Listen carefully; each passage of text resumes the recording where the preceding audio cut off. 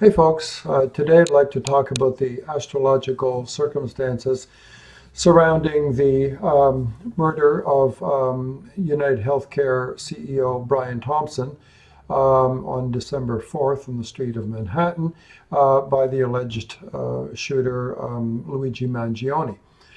Now, as I say, nature abhors a vacuum, and in circumstances like this, where we have no birth time for either the alleged perpetrator or the victim, astrologers like myself often rush in to fill that void with hypotheses. And today I'd like to just engage in a little bit of musing about what might be the possible orientation in the birth horoscope of Luigi Mangione. So it's a little bit of an exercise in rectification. Bear with me. There's nothing absolute about this. As I say, it is hypothetical and tentative, but I believe I've come up with something that does make sense on the surface for a whole number of things. Now, I know Mangione has received a lot of vocal support on the internet from people who decry the somewhat rapacious policies for healthcare insurers. Some of those might be firsthand suffering, and others might be third-hand. So I know it's a heated debate in American society regarding health insurance. I'm not here to debate the morality of the event. Murder is murder. There are other ways to resolve these issues. I'm just interested in the astrology. Okay, without further ado, let's have a look at some of the horoscopes that can inform us about this event. So, although we do not know the birth times of either Mangione or Thompson, we do have an event chart because of video recordings at the scene of the crime captured the shooting, which was at 6:44 a.m. on December 4th in Manhattan. So this is the horoscope in question, or of which there is no doubt. This is the horoscope of the event. So we have Scorpio rising, Sun and Mercury in the ascendant, Saturn in the fourth house aspecting the ascendant, Jupiter in the seventh house aspecting the ascendant, Mars as ascendant lord in the ninth house. Now, I'm going to use this event horoscope as a bit of a signature piece to try to help me identify what might be the ascendant for the perpetrator, alleged perpetrator, Luigi Mangione. Now, what I'm doing here is engaging in a bit of a theoretical construct, and I'm basically coming up with an astrological equivalent for what is known in criminology as the Locard exchange principle. Now, Edmund Locard was a criminologist and early days forensic scientist of the late 19th century, most of his career in the early part of the 20th century. He became known as the Sherlock Holmes of France. And his basic thesis was that at the scene of a crime, the perpetrator always leaves something at the scene of the crime and inevitably takes something from the crime scene away with him. Those two bits of evidence form, part of the chain of evidence that has the potential to link the perpetrator to the crime. Now, obviously, with astrology, we don't have, physical takeaways from the crime scene or things that we leave at the crime scene. But if we accept the sort of thesis that as above, so below, astrology can reflect upon the affairs of man, then what I'm going to attempt to do is try to link this event horoscope to some salient features of what I think would be evident in Mangione's horoscope, because he was the perpetrator of this act. Without him, without his pulling the trigger, this event would not have occurred. So in Krishnamurti Padati, which is a methodology called the KP method, which was devised by Professor K.S. Krishnamurti, a renowned Indian astrologer of much earlier in the 20th century, he had a principle that he called the ruling planets concept, which was, 5, sometimes more, key planets for the moment of any event or horary chart, particularly because those both provide specificity, can be used as a kind of stepping stone to get to the rectification of a birth chart, or sometimes simply to assess compatibility between two couples. So typically it was used with a horary chart to fix the proper birth time for a speculative natal horoscope. So in this case, I'm using the event chart instead of a horary chart or a prashna. I'm using this event chart. So the rules for identifying the ruling planets are these. So you have the ascendant, and with that ascendant, you have what is called a Shtula sign lord, which is a Shtula lord, which is the sign lord of the rising sign. So this is Scorpio rising, so the Shtula lord will be Mars. Then we have a Sukshma lord of the Lagna as well too. And by that, Krishnamurti meant the lord of the rising nakshatra. So you see here the degrees are 13, 26 in Scorpio. So this is a Saturn nakshatra. So Saturn becomes another ruling planet. So we have the sign lord and the nakshatra lord for the ascendant. So Mars and Saturn, keep those in mind. Then we move on to the moon. And we do the same thing. We say the sign lord for the moon is Jupiter, and the Sukshma lord or star lord or nakshatra lord is Venus. And then we also have a day lord, which not shown in this horoscope here, but that was a Wednesday. So Mercury becomes the other ruling planet. So we have 5 ruling planets. Of those 2, Mars and Saturn are predominant because they're the most specific. They capture the ascendant at the moment of the act. Now let's just take a closer look at Mars and Saturn. So ascendant lord Mars is debilitated. Now this Mars debilitated is going to reflect something about Mangione because he's the doer of the action. So ascendant lord Mars is debilitated in the 9th house. Now a malefic in the 9th, may suggest something of a raw philosophy, a radical philosophy. And Mars debilitated too also implies, something dysfunctional as well too. And of course, to murder somebody, there is something, a bit cockeyed with the individual. Then Saturn is a factor here. Saturn not only rules the rising nakshatra, Saturn also aspects the ascendant. And Saturn is very strong in this horoscope. It's Swarashi in Aquarius. So Saturn assumes an even greater profile, as a signature planet for this particular act. Now, we saw that Venus was one of the ruling planets, being the star lord of the moon. Here's what Venus also represents Thompson too, lord of the 7th house, therefore the victim in this case. Notice that Mangione represented by Mars and Venus represented by Thompson are in mutual aspect. This implies to me, that it's a close contact thing and something of a personal grudge as much as it was a principled act. Thus far, that doesn't seem to be the case, but that's what I would draw from it. Jupiter is also a ruling planet here because it's the Shtula lord of the moon, the sign lord.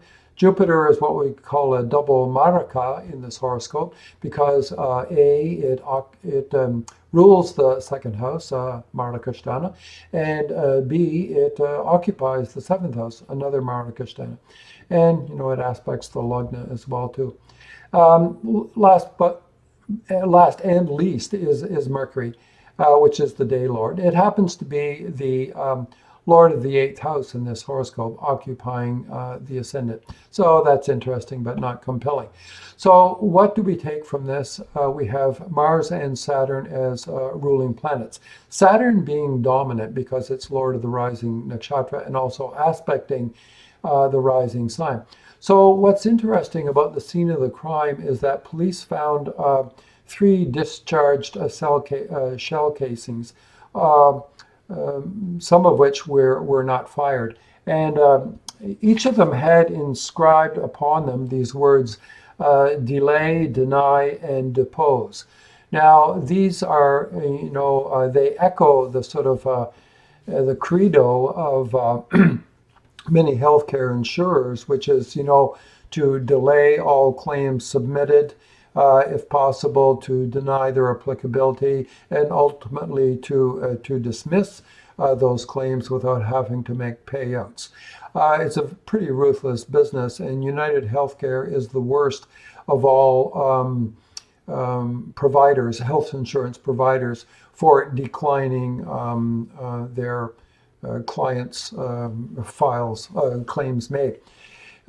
So be that as it may, what's interesting about those words, deny, delay, depose, they are all kind of like signature statements of Saturn's actions. We know that Saturn has a reputation for delay, for denial, and dismissal. So it's interesting that Saturn, as a sort of a very powerful ruling planet, has, not only left death at the scene of the crime, but also these bits of physical evidence with the very words on them that echo, signature themes of Saturn itself. So here's what I want to keep you in mind, what you should keep in mind as we move from one horoscope to the next, that Mars and Saturn are ruling planets for this event. Therefore, what we would expect, hypothetically, is that Saturn and Mars would also make an appearance in the horoscope for the perpetrator, Luigi Mangione. So let me flick to that. And here's what I ended up with, and I'll explain my thinking. When we attempt a rectification and we get ruling planets, Mars and Saturn, for instance, in play. And I thought Saturn was dominant in this case, and I would give it much greater weight. So I considered a rising sign or nakshatra that would be ruled by Saturn. And, so then I thought, okay, rising nakshatras, I could consider Pushya, which is in Cancer. I could consider Anuradha, which is in Scorpio, or I could consider Uttara Bhadrapada, which is in Pisces. That's one thing I had in mind. Rotate the chart to have one of the Saturn nakshatras on the ascendant. The other thing that I noticed from the event chart at the time of the shooting, that Mars was transiting in Cancer. So then I had the idea, well, what about orienting this Cancer ascendant to have a Saturn nakshatra rising, and also by serendipity to have Mars exactly on the ascendant, on Mangione's ascendant as well too. So transiting Mars on Mangione's ascendant. In other words, hypothetically, to place a weapon, symbolized by transiting Mars, a weapon in the hands of Mangione on the very day that he undertook to commit this crime. So this is the horoscope that you see before you, which is I mean, there's no doubt Mangione was born on the 6th of May, 1998, Towson, Maryland, which is a suburb in the north part of Baltimore. This I took from Wikipedia. The birth time is tentative, hypothetical. I have used 11:36 in the morning. That's 11:36 a.m. Eastern Daylight Saving Time in May. And I've simply chosen that exact degree because A, it falls within a Saturn nakshatra, which was one of the things I was considering as a possibility. And the other thing, it would place transiting Mars directly upon that. Okay, that's perhaps a little bit neat. Okay, I'll live with it, with the accusation. But, I'm just trying things out here. So in so doing, I had two factors to play with. A rising nakshatra ruled by Saturn, what are the ruling planets, and placing Mars transiting Mars, bang on that natal ascendant for Mangione. This is the horoscope that I end up with. Lo and behold, what do we get out of that? Well, the first thing that I noticed when I saw this horoscope was a Kala Sarpa configuration. That's one thing. Notice that the Rahu Ketu axis runs through the second and eighth houses. The moon lies outside of the degree of the nodal axis, but still within the sign of Leo. So it does remain a class 4 Kala Sarpa yoga until somewhere's getting on towards 4 o'clock in the afternoon of May 8th. So chances are 66% that Mangione will have a Kala Sarpa horoscope. Irrespective of how we rotate it, so long as he's born, no later than 3:45 in the afternoon. Here I'm safely within those bounds. The other thing that I noticed immediately about this horoscope is, my goodness, look at the 10th house. Well, first we have Mars, Swarashi in its own sign, forming a Ruchika yoga.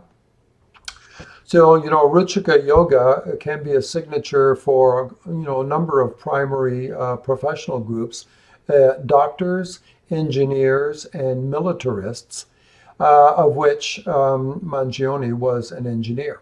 So this Mars is powerful in that it is Swarashi. Mars gets Digbala in the 10th house as well. Mars is Combust, however. I mean, totally Combust. It's just a degree and a half away from the Sun. But Mars, assumes a dominant place. It's Yoga Karaka for this horoscope, occupying the 10th house. It aspects the first, that sort of, intimates some potential for anger or violence. Sun is powerful as well, too. The Sun is exalted in Aries. The Sun also gets Digbala in Aries, so it is powerful. Saturn is not powerful. Saturn is debilitated in Aries in the 10th house, but Saturn here aspects the 7th house, which can imply some degree of, severity or punitive behavior towards others. Long story short, 3 malefics, and malefics only in the Kendras, and all of them, with avastas that, draw our attention. Mars, Swarashi, Combust, and Digbala, Sun exalted, and Digbala, Saturn debilitated. This is quite a cluster of malefics. Malefics in the Kendras will often indicate a person with a technical career. Mangione has a bachelor's degree in engineering and then a master's in engineering, data science or something like that. He's well educated. Fourth Lord Venus has gone to the 9th house and is there exalted in Pisces. So that too is a sign of good education. This cluster of malefics in the 10th house I found very compelling. There are other things about this that are suggestive of, the violence that was, suddenly loosed upon, Thompson and, on the world, if you like, as well too. It shocked many and aroused many to, speak out about health insurance on, the internet. Mars and Saturn together, often will indicate some kind of suppression. stifled anger, resentment, smoldering rage. And then sometimes all it needs is some sort of trigger for that to erupt in some way. And as we'll see, there were triggers both by Dasha Bhukti and also by transit at the time of this event. So in terms of yogas, the major ones for Mangione, Mars is the fifth lord, Saturn the seventh lord. Those two in association will create one of the Dharma Karma Adipati yogas, somewhat flawed because Mars is, a sort of a conflicted graha, being Swarashi and Digbala, but totally combust. And Saturn, of course, is debilitated. Even though, however, Saturn does achieve Nichabanga status, and because it participates in a Dharma Karma Adipati Yoga, we can then elevate that to Nichabanga Raja Yoga status. But it still has a malevolent nature as well, too, which might play out, in, sort of dark thoughts, I guess, and also, action against others, in this case, Thompson. There's a very powerful Dana Yoga here. Second Lord Sun is exalted with Digbala. Fifth Lord Mars is, as I said, Swarashi with Digbala. Those two combined form a classic Dana Yoga. Now, it's by now well known that Mangione's family is very wealthy. They've hired a very high-profile lawyer for him, and he will be well defended from a professional level. So we'll see what transpires from that. Aside from that, the only notable yoga is a Kesari yoga formed by Moon and Jupiter in mutual aspect. They neither has strength. I mean, the moon is relatively bright, but nowhere near a full moon to give it that kind of first-tier strength. Jupiter is ordinary by sign, although it is a Swa Nakshatra. But we consider this a relatively ordinary Kesari yoga.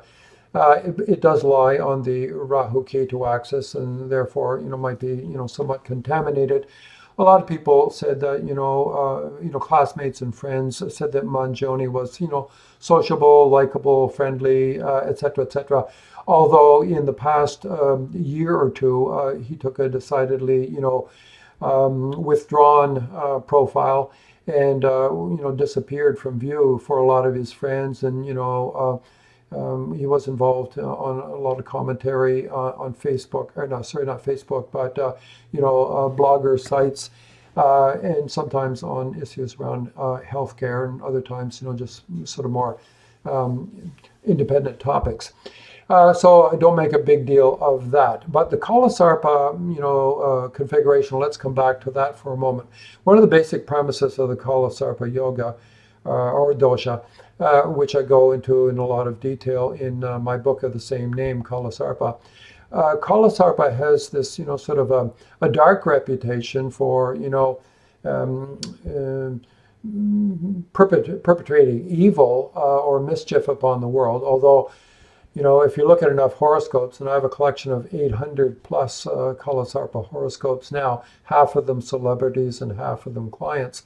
I mean, roughly, 1/8 of humanity has a Kalasarpa configuration, 12.5%. So it's not uncommon. So there's lots of examples of famous and remarkable people. Many of them are kind of like archetypes that are sort of, or caricatures in some respects, larger than life figures. That, the basic premise of Kalasarpa is that it acts as a kind of a lens. And if you look at the Kalasarpa, layout graphically, you have Rahu Ketu form the kind of the rim of a bowl, if you like, and then the other planets on one side of the nodal axis form an arc, which you could sort of picture, if you like, as a sort of as something like a contact lens with a convex aspect to it. So the basic premise of Kalasarpa is that it has the power to magnify or amplify whatever we already find within that within that horoscope. And what we find within this horoscope is this cluster of three malefics, all of which are out of the ordinary in some respects, in what we would call exaggerated condition. That's the combustion for Mars, the exaltation for the Sun, and the debilitation for the Saturn. All in the 10th house, and all exerting, influence on the angles. The first, the fourth, the seventh, and the 10th. So this is a prime influence of, well, they're all malefics, so read into that what you like. Technical skills and technical professions, but also some capacity for violence. We see these kind of patterns in boxers and murderers, military people, and so on and so forth. Speaking of murder, if the birth time holds true and that he's born, somewhere from earlier than mid-afternoon of that day, Mangione will thus join the ranks of, some other famous killers as well.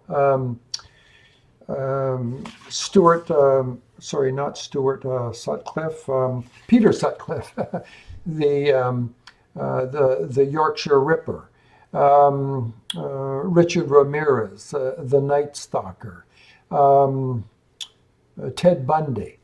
They all had Kala Sarpa configurations as well too, and that format was contributory to exaggerating, some nugget of evil that was nurtured until it was ready for expression.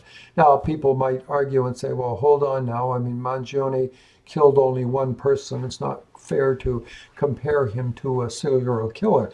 And I'm not comparing him to them, except to say that if he turns out to have a Kala Sarpa configuration, he will join that family of people who have killed. Partly courtesy the Kala Sarpa configuration that he has. A couple of other famous people, whose data I acquired during considerable research for my book, are some terrorists. One was Andreas Bader of the infamous Red Army faction, I think it was called, who was allegedly form part of the Bader-Meinhof gang, which in the late 60s, early 70s committed several acts of domestic terrorism in West Germany, basically as a protest against the Vietnam War. Bader had a Kala Sarpa configuration. So too did Ted Kaczynski, the infamous Unabomber, who conducted another campaign of terror with letter bombs that killed something like 3 people and injured something like 26 over a period of years back in the late 70s through the 80s and into the 90s, before one of his published manifestos finally caught the attention of someone who recognized the sort of language of his rants. So the reason I'm dwelling on Kaczynski for a moment is that Mangione professed some interest in Kaczynski and implied to some degree that he admired this essay that he'd written in 1995 called Industrial Society and Its Future. Kaczynski, although he was a bit of a mathematical genius and prodigy who was hired as a professor at Berkeley University in San Francisco, he after less than a year of tenure, he dropped out and disappeared into the woods of Montana. He was basically a Luddite who railed against modernization and technology and et cetera, et cetera. And a lot of his letter bombs were directed towards people who were involved in the progress of technology that he basically opposed, and he used letter bombs to attack them and the institutions that they worked for. So it's interesting that in the notebook, or one of the notebooks that authorities found in Mangione's possession was, some remarks about, expressing admiration for Kaczynski. Well, it's a bit of a coincidence, is it not, that Mangione with the Sarpa configuration admired Ted Kaczynski, who was a domestic terrorist that also had a Sarpa configuration. I'm not obsessed with Anuradha rising in this horoscope, although I'm quite satisfied to have Cancer as the ascendant. I toyed with the idea of having transiting Saturn at the exactly at the, what we would call the 22nd Dracana, which is, you could call it the 8th house cusp. So in other words, if you go forward 210 degrees from whatever the ascendant is, that point in the 8th house is, deemed to be problematic. And we use this notion of the 22nd Dracana or the 64th Navamsha to determine, the lords of the Sthula and Sukshma lords of that particular power point, if I can call it, and it's a power point for trauma. What I toyed with was advancing the ascendant a little bit further into the morning, into the day, up to 12:11, 11 minutes after noon, when transiting Saturn would have been sitting exactly at 210 degrees from the ascendant. So I think that would have pushed the ascendant. I can confirm here, I have the murder, Saturn was at 18 degrees and change. So back here, I would have advanced that ascendant to 18 degrees and 48 minutes of Cancer. We would have had Ashlesha rising instead. Some people might like that because, it implies, the coiled serpent lying in wait to strike, sort of a sneakiness, death by ambush, which is the way, some cobras operate. So if it were 1848 rising, the 22nd Dracana, or this power point of trauma and death in the 8th house, would have been at 1848 Aquarius, and Saturn, transiting Saturn, would have been exactly there. I toyed with that idea as well too, but I decided to roll with my original thought, which is to have a Saturn-ruled nakshatra rising, and left it at that. One could quibble about this endlessly with looking at Amshas Vargas to try to fine-tune this in some other regard. I decided to kind of call it quits when I think I'm ahead. And so this is the horoscope that I went with, so using 1136 as the birth time. In so doing, I then established that Mangione was running Rahu Dasha, which invokes the whole Kalasarpa configuration and brings that to the fore. And he was also running Jupiter Bhukti. Well, that's interesting too, because Jupiter is also closely tied in with the Kalasarpa configuration because it lies on the axis, the nodal axis of Rahu Ketu. So let's think about this a little bit more closely. When Rahu runs, what's it going to do? It's going to summon forth the results of any planets with which it's associated. That's the moon, which happens to be Lagnesh. And so, and that's an affliction, needless to say, Rahu on moon. So it can create problems both physiological and psychological. Rahu is the great, deranger, a planet that, kind of graha, I should call it, that has, the possibility to, for crazy making circumstances or difficulties out of the blue, sudden about faces and extraordinary circumstances. The striking power of the serpent, let's say. So Rahu brings out the moon to a significant degree because it's associated with it. It also invokes Jupiter. So Jupiter is, a bit of a complex character in this horoscope. Jupiter is the Lord of the 6th and Lord of the 9th, occupying the 8th. Now, some might say, oh, wait, trick lord, lord of the sixth, gone to the eighth. Wouldn't that make it a Viparita yoga? No, because Jupiter needs to be clean of influence from any other graha who is not also a trick lord. So Jupiter legitimately is the sixth lord. It's gone to the eighth house. That's a possibility. Jupiter's Swa Nakshatra, there's a hidden strength which could sustain this. It's not a problem being with Ketu because Ketu owns no bhavas, but it is in mutual aspect with the moon. And the moon is not a trick lord. So the Viparita Raja Yoga proposition is shot down right there. And in fact, this is made even worse because now Jupiter is doubly problematic. It's a trick lord and it's a trick occupant and it's in full mutual aspect with the moon, which is the Lagnesh for this horoscope. And so it has got all the potential to, do harm. Furthermore, Jupiter can also be representative of philosophy. I mean, it's the lord of the ninth house, which is one of those houses for morals and ethics.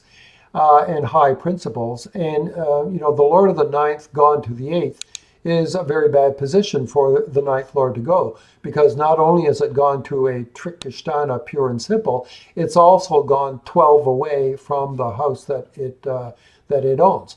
So Jupiter is pretty problematic there too, and brings out, some potential wayward thinking and misguided beliefs. I could leave it like that. Rahu also gives results for its sign lord, which is the sun. And the sun, of course, is a malefic, and it's, coupled with two other malefics, both Mars and Saturn, and it has the potential to, give both of them, full expression. Oh, I realized there's something I meant to say about this cluster earlier on. Well, I can bring it out here in the context of Dasha Bhukti analysis. Mangione, if this time be true, and again, I'm stressing that this is hypothetical, but if this time is approximately true, Mangione went into his Jupiter Bhukti in June of 2023. In July of 2023, while he was running Rahu Jupiter, he underwent spinal surgery for this, major problem he had in the lumbar region of his spine. And people have maybe seen pictures online now that were posted on his, I think it was his Facebook account, showing 3 major pins with plates, in the lower vertebrae. So operations happen, under the auspices of the eighth house. And here we have, Jupiter in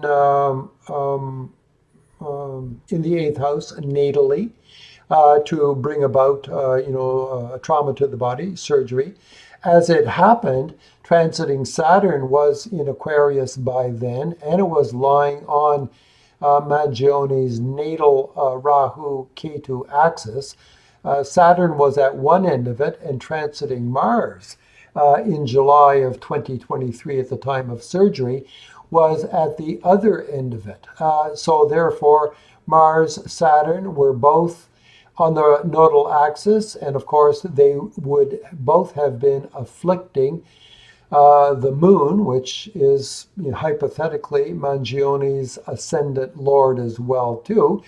So it would have perpetrated upon him the surgery, perhaps the resultant pain, which was unremitting and did not go away post-surgery. And perhaps, too, that contributed to, psychological malaise. When we think of anyone who's gone, off the rails emotionally or psychologically, it's fruitful for us to explore, the notions of a disturbed manas in the horoscope. So the manas is that sort of instinctual part of the brain that governs sense perceptions and is contributory to our, establishing our choice of, things that we like and the things that we do not like, things that we pursue for pleasure and things that we avoid for fear of pain. So to analyze the manas entails looking at the fourth house and its lord, and the moon, which is the karaka for the manas. Well, in the case of the fourth house, Saturn, in a debilitated Saturn at that, aspects the fourth house. That's one, score for disturbed manas. The Lord Venus is in Pisces, exalted, and that's all well and good, but it sits within a a Saturn-ruled nakshatra, and that's another score for another point for the disturbed manas proposition. And then last, but certainly not least, the moon, the karaka for the manas, lies on the nodal axis. And as I say, Rahu Ketu are inherently crazy making and deranging. And so that there's a third point. Now that's not overwhelming, but given that and the pain that he, allegedly was experiencing up to and including and after his spinal surgery, this could be enough to make a person snap. Between pain and a philosophical, opposition to, the standard practices of health insurers, might have been enough to make him snap. And as I say, this Mars, Sun, Saturn, Mars is explosive, Saturn is repressive. This is a bit like a landmine that sits there just an inch below the surface of the ground until somebody steps on it, and then it blows up. And so, all it needed was certain triggers in the horoscope for, such to occur. And the Dasha Bhukti sequence, along with transits, especially as I'm proposing Mars directly upon, transiting Mars right on the ascendant, transiting Saturn, definitely in the 8th house, and definitely in this hypothetical horoscope, and perhaps close to the, that power point of the 22nd Drakana. Those might well have been sufficient triggers in order to, make this, blow up for him. Okay, so my apologies. This has been sort of an extended run of discussion on these horoscopes, but upon first sight, I found it quite compelling, and for that reason was urged to share.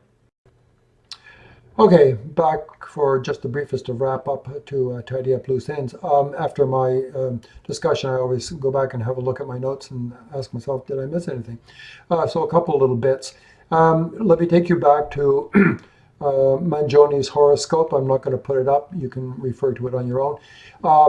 Chandra Lagna in Leo. Chances are it is.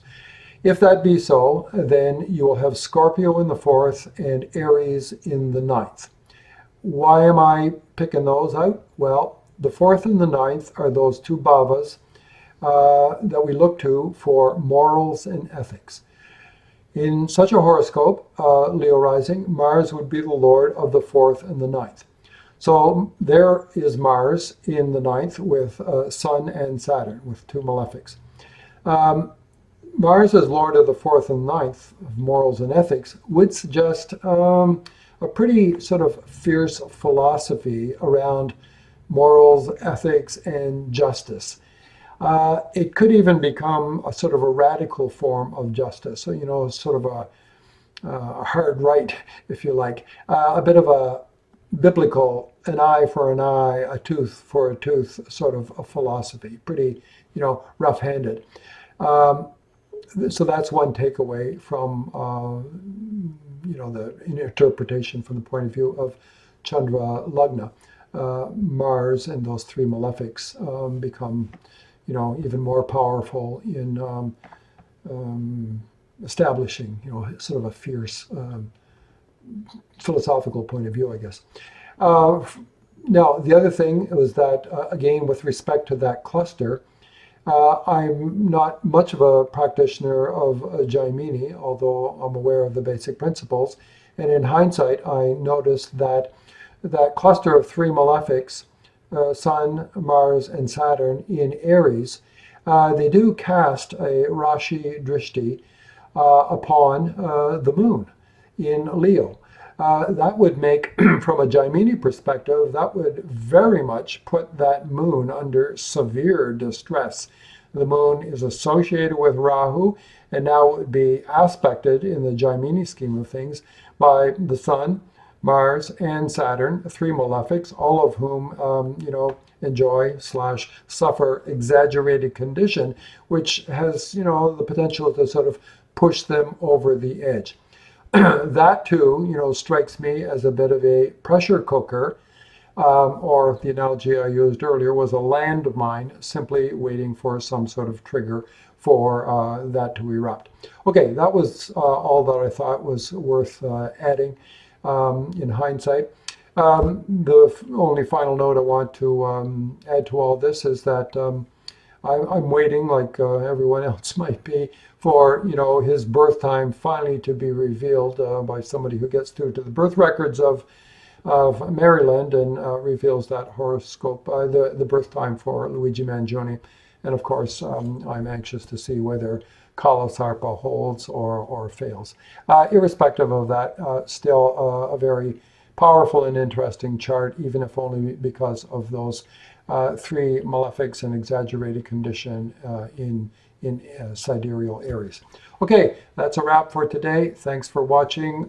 Tell your friends. Thank you for following me. See you another time. Bye for now.